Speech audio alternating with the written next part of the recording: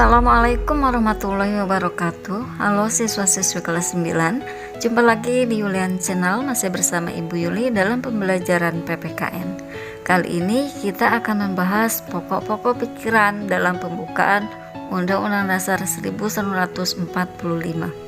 Setelah selesai mempelajari materi ini, diharapkan kalian dapat menunjukkan rasa syukur terhadap Tuhan Yang Maha Esa sebagai wujud dari makna pokok-pokok pikiran dalam pembukaan UUD 1945.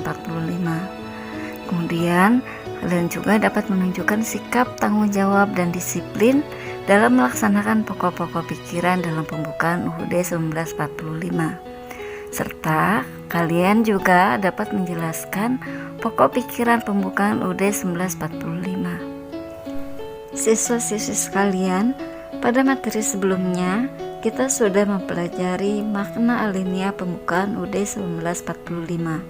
Selain mempunyai makna yang sangat mendalam, pembukaan UUD 1945 juga mengandung pokok-pokok pikiran. Pokok-pokok pikiran tersebut menggambarkan suasana kebatinan dari Undang-Undang Dasar Negara Republik Indonesia tahun 1945, serta mewujudkan cita hukum yang melandasi hukum dasar negara, baik yang tertulis maupun yang tidak tertulis.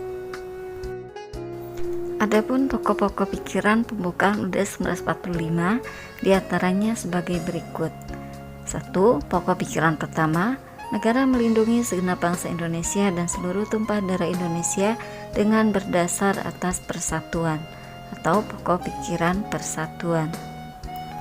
Pokok pikiran yang pertama menegaskan bahwa dalam pembukaan UUD 1945 diterima aliran negara persatuan, negara yang melindungi dan meliputi segenap bangsa dan seluruh wilayahnya.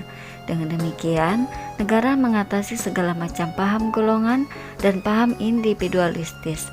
Negara, menurut pengertian pembukaan UUD 1945, menghendaki persatuan.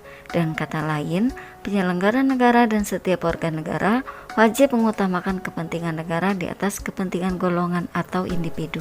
Pokok pikiran yang pertama ini merupakan perwujudan Pancasila sila yang ketiga, yaitu persatuan Indonesia.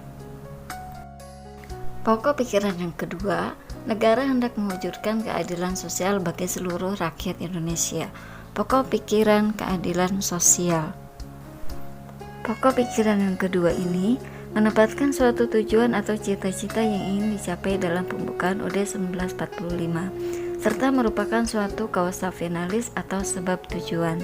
Dengan demikian, penyelenggara negara dapat menentukan jalan serta aturan yang harus dilaksanakan menurut Undang-Undang Dasar untuk mencapai tujuan memajukan kesejahteraan umum yang berkeadilan. Pokok pikiran kedua ini hendak mewujudkan keadilan sosial yang didasarkan pada kesadaran bahwa manusia mempunyai hak dan kewajiban dalam kehidupan masyarakat. Pokok pikiran yang kedua merupakan perwujudan Pancasila sila yang kelima, yaitu keadilan sosial bagi seluruh rakyat Indonesia. Pokok pikiran yang ketiga berbunyi, negara yang berkedaulatan rakyat berdasarkan atas kerakyatan dan permusyawaratan perwakilan. Pokok pikiran kedaulatan rakyat. Pokok pikiran ketiga ini mengandung konsekuensi logis bahwa sistem negara yang terbentuk dalam Undang-Undang Dasar harus berdasarkan atas kedaulatan rakyat dan permusyawaratan perwakilan. Pokok pikiran ini sesuai dengan sifat masyarakat Indonesia yang selalu mengedepankan asas musyawarah untuk mufakat dalam menyelesaikan suatu persoalan. Pokok pikiran ketiga ini merupakan pokok pikiran kedaulatan rakyat yang menyatakan bahwa kedaulatan berada di tangan rakyat dan dilaksanakan menurut Undang-Undang Dasar. Pokok pikiran inilah yang merupakan dasar politik negara Republik Indonesia. Pokok pikiran yang ketiga merupakan perwujudan Pancasila sila yang keempat yang berbunyi kerakyatan yang dipimpin oleh hikmah kebijaksanaan dalam permusyawaratan perwakilan. Pokok pikiran yang keempat yaitu negara berdasarkan atas ketuhanan yang Maha Esa menurut dasar kemanusiaan yang adil dan beradab. Pokok pikiran ketuhanan. Pokok pikiran ini mengandung makna bahwa Undang-Undang Dasar dasar harus mengandung isi yang mewajibkan pemerintah dan penyelenggara negara lainnya untuk memelihara budi pekerti yang luhur.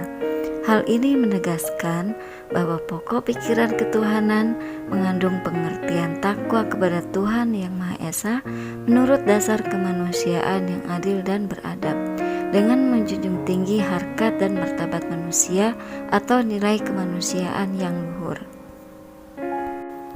Pokok pikiran keempat ini merupakan perwujudan nilai-nilai Pancasila, sila ke-1 dan ke-2.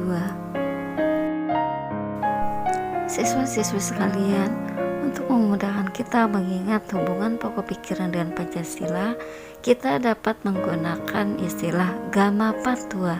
Artinya, pokok pikiran pertama merupakan perwujudan sila ketiga, pokok pikiran kedua merupakan perwujudan sila kelima, pokok pikiran ketiga merupakan perwujudan sila keempat, dan pokok pikiran yang keempat merupakan perwujudan sila ke-1 dan ke-2 Pancasila.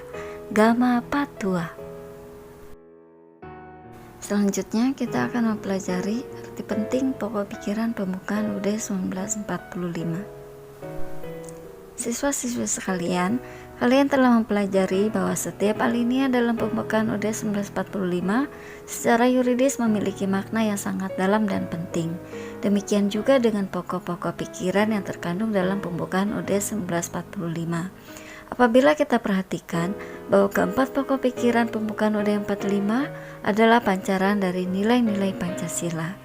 Kemudian, penjelasan UUD 1945 sebelum amandemen menegaskan bahwa pokok-pokok pikiran tersebut meliputi suasana kebatinan dari Undang-Undang Dasar Negara Indonesia. Pokok-pokok pikiran ini mewujudkan cita-cita hukum yang menguasai hukum dasar negara, baik hukum dasar yang tertulis maupun hukum dasar yang tidak tertulis. Undang-Undang Dasar menciptakan pokok-pokok pikiran ini dalam pasal-pasalnya. Berdasarkan pengertian ini, dapat disimpulkan bahwa pokok pikiran yang terkandung dalam pembukaan UUD 1945 adalah sumber hukum tertinggi di Indonesia. Konsekuensi dari kedudukannya sebagai sumber hukum tertinggi di Indonesia, pokok-pokok pikiran yang terkandung dalam pembukaan Undang-Undang Dasar Negara Republik Indonesia tahun 1945 dalam realisasinya harus dijabarkan dalam semua peraturan perundang-undangan yang berlaku di Indonesia, seperti ketetapan MPR, undang-undang, peraturan pemerintah, dan sebagainya.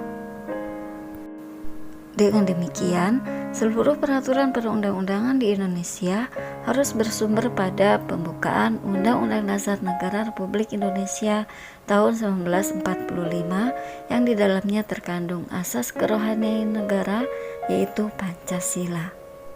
Nilai-nilai luhur Pancasila telah mampu memberikan semangat dan terpanjang dengan hikmat dalam perangkat Undang-Undang Dasar Negara Republik Indonesia tahun 1945.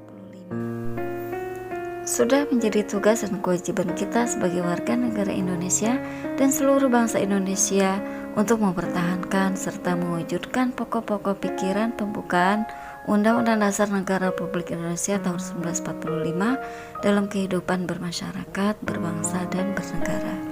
Demikian penjelasan mengenai pokok-pokok pikiran pembukaan UUD 1945. Semoga kalian dapat memahaminya. Terima kasih. Assalamualaikum warahmatullahi wabarakatuh.